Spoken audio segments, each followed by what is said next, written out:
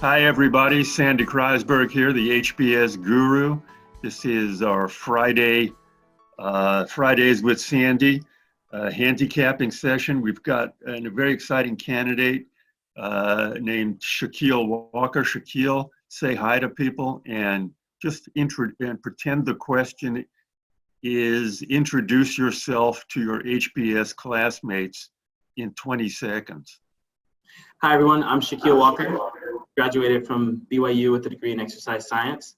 I have some experience in startups in the medical area and just came here from Bain in the Dallas office, and I'm excited to be a part of this class. Not bad. You didn't goof up, and that's what counts. Okay, so what we got here is we've got a Brigham Young University graduate with a 3.7. We've got a 7.10 GMAT, and then we've got a lot of pluses. We've got the Bain and Company gig in Dallas. Tell us about. We're just interested in how many people in your cohort at Bain in Dallas apply to business school and how big your cohort is. Yeah, so there's about 30 in the cohort in Dallas. I would guess about 15 will apply, and typically, from what I've seen, it looks like somewhere around 5 people will go to Harvard or Stanford out of those 15 that apply. Yeah, so those are, well, glasses a third full or 2/3 empty, but those are pretty good odds. Yeah. And what you've got going for you, you've also got a startup. Could you tell us about that? Yeah, so the startup is called Milestorm. It's a sports recovery equipment startup.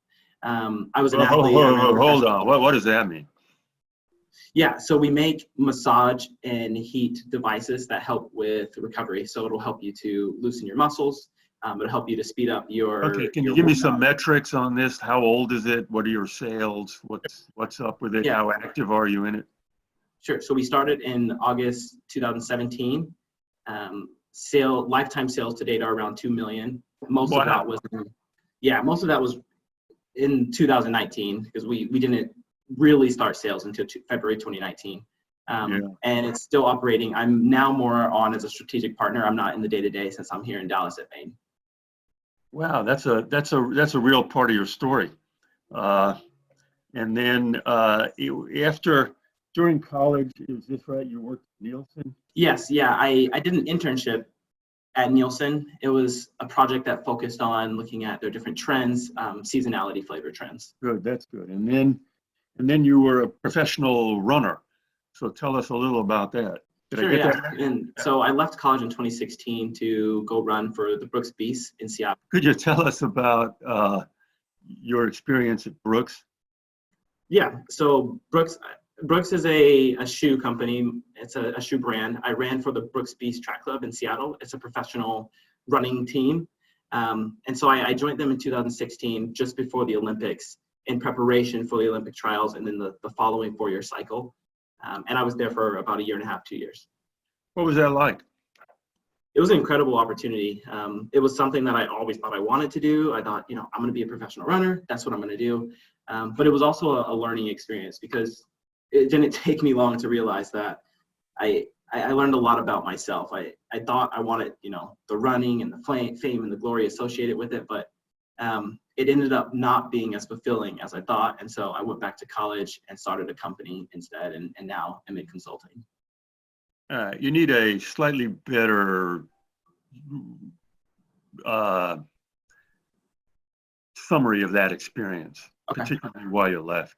Just present it as something that had its own built-in termination point. There aren't many professional runners. It was a great experience. I joined. I met some great fellow athletes. I got to learn about, the Brooks Company, blah blah blah. Yeah. Excuse me a minute. Okay, here's one. This is a way that a lot of people can get screwed up. You have on your resume that one of your personal interests is listening to philosophical podcasts. Oh yes. They may say, which philosopher do you really like a lot, and why? Yeah. So this might be controversial. But there's a couple different philosophers I like. I like Jordan Peterson. I really enjoy Sam Harris. They're very different. They're opposites, in fact, you could say. They're kind of enemies. I like them both for their opposing ideas around some of the things that I really think about. Like, why am I here? What's the purpose of life? Some of these deeper philosophical questions that sometimes people don't talk about, but I really like to listen to them. You did a good job of getting through that. They might, if they're annoying, which they frequently are, they might, well, be if they're annoying or what they would call thorough, they might drill down on that a little bit. Yeah. Be ready for that. This is a general lesson. Folks, be ready to talk a lot about anything on your resume. You put it there, you own it. Yeah. It's good advice. Man, you got a lot going for you.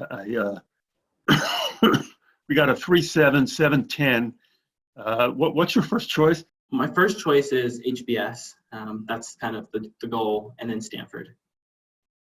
Okay, you should get interviewed at HBS, and you seem like a articulate type. So yeah, I predict your chances at getting into HBS are real good.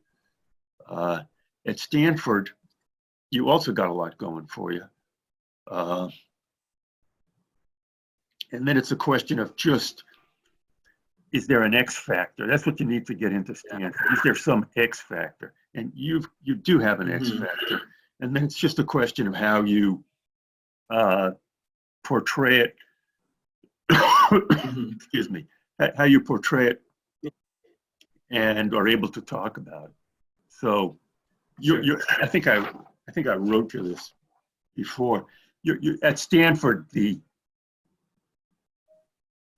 I think your essay and your account of yourself is going to count a little more than it does for most people. It's a little secret, you know. At Stanford, the essay actually doesn't count all that much. They know what they want. And the essay only frequently hurts people if they say something, well, stupid, which is rare, or discordant, which is quite frequent. That's your story. So, you know, you're a strong candidate, man. And I wish you well. I would just, you know, I think you should get interviewed at HBS and then just prepare for that in some smart way. Okay? Yeah, I'll sure do that.